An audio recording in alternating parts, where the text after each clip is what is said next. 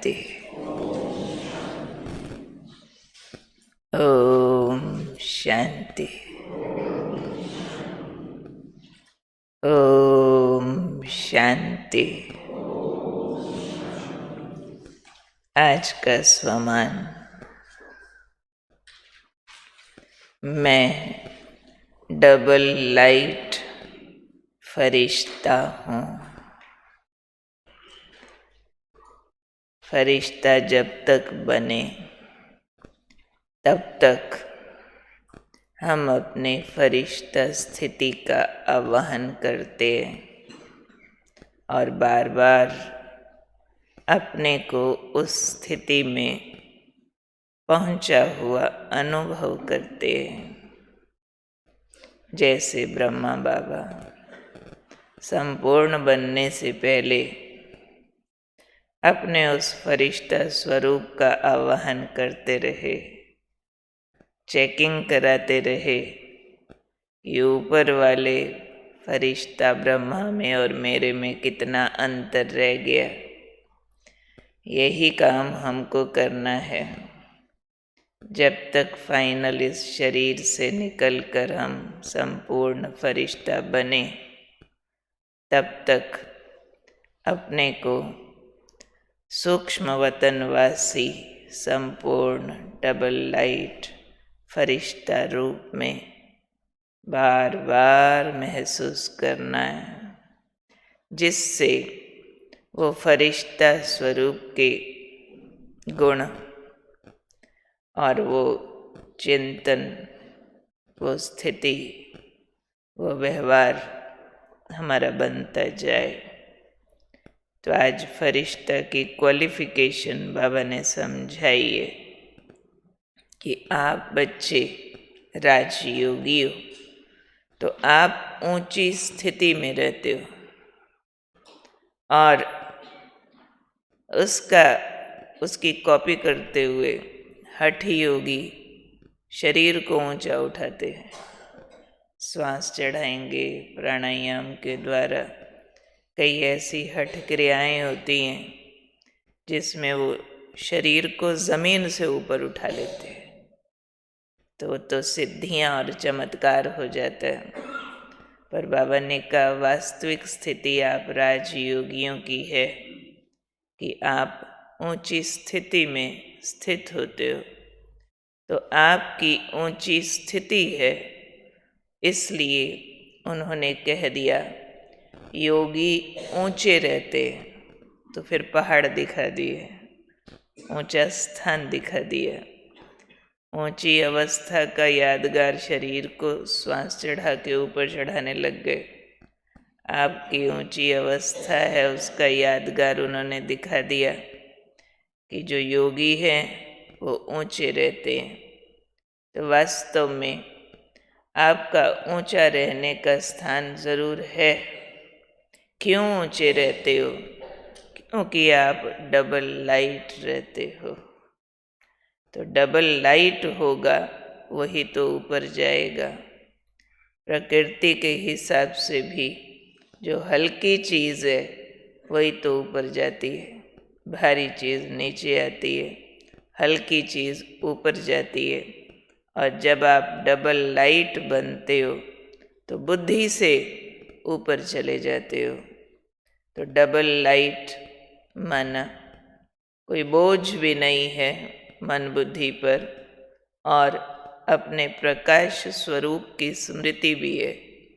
आत्मा भी प्रकाश स्वरूप हूँ, शरीर का अंग अंग भी प्रकाश हो गया। हड्डी मांस बुद्धि को प्रभावित नहीं करता, उसकी तरफ ध्यान नहीं जाता। हड्डी मांस में पहचान होती है इस कलयुगी दुनिया की। शरीर की पहचान है नाम रूप रिश्ते। हड्डी मांस जब प्रकाश में बदल जाए तो वो शारीरिक लौकिक जगत वाली पहचान माइनस हो जाती है। इसलिए बाबा ने कहा आप हो डबल लाइट, इसलिए आपका स्थान ऊंचा हो जाता है बुद्धि से। आप बुद्धि से ऊपर चले जाते हो। इसलिए कहा जाता है कि फरिश्तों के पांव धरती पर नहीं पड़ते, कहा जाता है। अब फरिश्तों के पांव धरती पर नहीं पड़ते तो कौन सी धरती है वो? तो वो कौन सी धरती है जिस पर हमारे पांव नहीं पड़ते? देह भान। ये देह भान एक धरती है जिस पर हम बुद्धि से नहीं जाते। शरीर के पांव की बात नहीं है, यहाँ बुद्धि रूपी पांव है।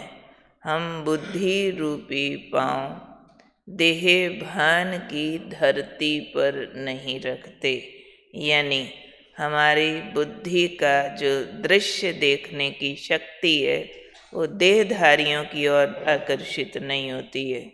मन देहधारियों का चिंतन नहीं करता है, उनका प्रभाव ग्रहण नहीं करता है, तब हम कहेंगे कि हमारी बुद्धि धरती पर, हमारे जो पांव हैं वो धरती पर नहीं पड़ते हैं। यानी इस मनुष्य लोक की वस्तु, व्यक्ति, वैभव वो हमारी बुद्धि को बांध नहीं सकते, ना अच्छे रूप से ना बुरे रूप से। कितना भी खूबसूरत वस्तु, पदार्थ, व्यक्ति हो, हमारी बुद्धि के चिंतन में नहीं बैठेगा आकर के, क्योंकि हमें सबसे सुंदर बाबा मिला हुआ है। तो बुद्धि रूपी पांव धरनी पर नहीं, देहभान की धरनी पर नहीं।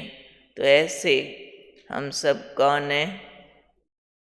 डबल लाइट फरिश्ता।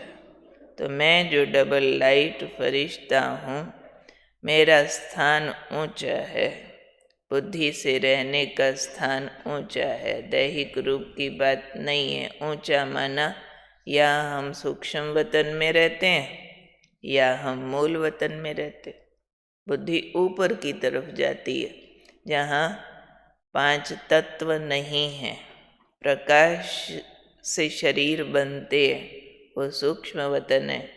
जहाँ प्रकाश का शरीर भी गायब होके ज्योति सितारे बचते हैं, वहाँ अनंत प्रकाश और परमानंद का स्थान है, वहाँ मेरी बुद्धि जाती है।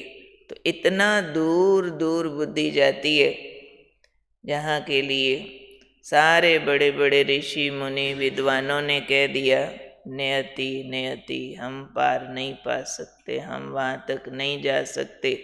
आपकी बुद्धि इतना दूर दूर ऊपर ऊपर चली जाती है। क्यों? हल्के होने के कारण से। तो चेक करना मेरे मन बुद्धि पर कोई बोझ तो नहीं जो ऊपर ना उड़ सकूं। दूसरा चेक करना कि मैं आत्मा अपने प्रकाश स्वरूप की स्मृति में रहती हूँ। आत्मा भी प्रकाश, देह भी प्रकाश, इस स्मृति में रहती हूँ। और मेरा बुद्धि रूपी पांव सूक्ष्म वतन के बादलों की ज़मीन पर रहता है, ये चेक करना है। अगर नहीं रहता तो क्या कारण है, चेक करना पड़ेगा ना। मेरे मन बुद्धि पर कोई बोझ तो नहीं, क्योंकि बोझ उड़ने नहीं देगा। और बोझ कौन कौन से होते हैं वो सबको मालूम है, लिस्ट बनाए बिना भी मालूम है। तो उसको चेक करना है। चेक करने के साथ साथ चेंज करते जाएंगे कि मन बुद्धि पर कोई बोझ रखना नहीं है मुझे, और बुद्धि रूपी पांव मुझे सूक्ष्म वतन के बादलों पर रखना है, और देह को भी प्रकाश रूप में महसूस करना है। तो इसके लिए हम बार बार अभ्यास करें कि शरीर अंदर से लाइट का बन गया, ऐसा बना जो हड्डी मांस है नहीं। लाइट के हाथ, लाइट के पैर, लाइट का फेस, लाइट की आँखें, और बीच में मैं छोटा सा पवित्रता का सूर्य जगमगा रहा हूँ। और बार बार दिखे जैसे सूक्ष्म वतन नीचे आ गया। जहाँ भी हम काम कर रहे हैं, फील करने की कोशिश करनी चाहिए कि वो हर वस्तु लाइट की बन गई है। जैसे हर वस्तु किचन में बहनें काम करती है, तो सोच के देखे जैसे हमारी पूरी किचन सूक्ष्म वतन के बादलों पर। बाबा साथ है और हम मिल के खाना बना रहे हैं। सारे विश्व की आत्माओं को ये पवित्र भोजन मिलेगा, उनके अंदर पवित्रता आएगी, बाबा का प्रसाद जाएगा। जैसे प्रसाद बना रहे, जो काम करो जैसे सूक्ष्म वतन के बादलों पर कर रहे, और फरिश्ता रूप दिख रहा है, अपना भी औरों का भी। तो चलता फिरता भी बाबा ने कहा हुआ है, एक दूसरे को फरिश्ता देखो, आंखों से, स्थूल आंखों से भी देखो, तो फील करने की कोशिश करो। ये जो मिट्टी का बुत दिख रहा है, अंदर तो प्रकाश का फरिश्ता बैठा है, ये अवतार आया हुआ है, उड़ जाएगा। ये मिट्टी का छोटा सा कवर इसको लगा हुआ है, जैसे नहीं किसी को ओवरकोट पहना दो, चेहरे पे मास्क भी लगा दो, उसकी सिर्फ आंखें दिख रही हों, वो आपसे कुछ भी बोले, आपके अंदर की आंख उसकी ओरिजिनल शक्ल देखेगी। भले मास्क कोई लगा दो, भले ओवरकोट पहना के उसके शरीर का सारा रूप ढक दो, लेकिन आप पहचानते हो तो आप उसका असली वाला जो फिगर होता है वो देखते रहोगे।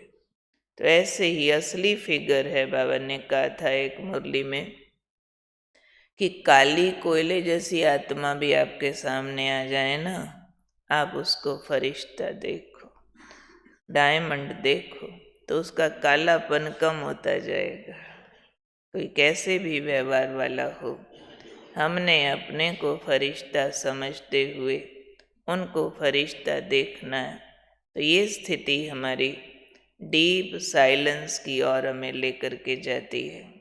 तो ये डीप साइलेंस की अवस्था अंदर से क्रिएट करते हुए हमारा जो 7 दिन तक की प्रैक्टिस चल रही है, कौन सी याद है सभी को? क्रोध मुक्त। कल क्या लिया था उसके लिए? ईर्ष्या। परसों क्या लिया था? घृणा। उससे पहले क्या लिया था? रोब। अभी कौन सा बच गया? द्वेष, नफरत। नफरत तो घृणा एक ही बात होती है। द्वेष होता है वैर रखना, द्वैत भाव रखना, अपना और परायापन की फीलिंग रखना। और ये जो अपने और परायेपन की फीलिंग होती है, ये भी अवगुण दृष्टि पैदा करती है, विरोध पैदा करती है, और अंदर एक सूक्ष्म रूप का चिड़चिड़ापन बना रहता है। लेकिन जब हम ये दृष्टि रखेंगे, मैं भी फरिश्ता, ये भी फरिश्ता, मैं भी अवतार, ये भी अवतार, भले उस टाइम उसका रूप कोई और दिख रहा है, सामने वाला भले कोई क्रोध कर रहा है या कोई भी विकारों के अधीन कर्म कर रहा है, तो हमें फिर भी ये सोचना है कि ये असली फरिश्ता था, फिर असली बन जाएगा। ये बीच में थोड़ी देर की एक्टिंग है, इसकी टेम्परेरी, असली नहीं है। ये जैसे ओवरकोट मास्क पहना के उसको एक नकली एक्टिंग दे दी गई है।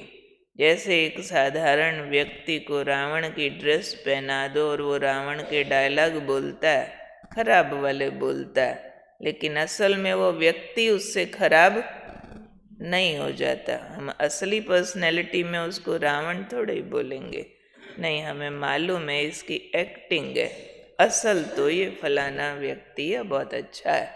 तो ऐसे ही हमने हर एक को देखना है, जिसका बाहर का पार्ट कुछ भी चल रहा हो, अंदर से है फरिश्ता। मैं भी हूँ फरिश्ता। तो एक फरिश्ता जब दूसरे फरिश्ता को देखेगा तो कितने प्यार से देखेगा, कितना सत्कार से देखेगा, कितना उसके अंदर उसके लिए अपनेपन की फीलिंग होगी। तो वैर नहीं, विरोध नहीं, द्वैत नहीं, सारा मेरा सृष्टि परिवार है, मेरे बाबा के बच्चे हैं। तो आज मैं कौन हूँ? डबल लाइट फरिश्ता। डबल लाइट फरिश्ता ने क्या करना है? कोई बोझ नहीं रखना, क्योंकि उड़ना है। और लाइट के शरीर में रहना है, क्योंकि ऊपर जाना है। डबल लाइट रूप में रहना है। और बुद्धि रूपी पांव सूक्ष्म वतन के लाइट के बादलों की सड़क पर रखना है। इस स्थूल धरती के ऊपर नहीं रखना। तो मैं डबल लाइट शांति का फरिश्ता हूँ, गहन शांति में रहता हूँ। ना मेरे अंदर चिड़चिड़ापन है, ना कोई के लिए रिएक्शंस हैं, ना वैर है, ना विरोध है। प्यार ही प्यार है, शांति ही शांति है। ठीक है, ठीक है। अच्छा, आज अभी मुरली आ रही है रूपाली बहन, वो सुना।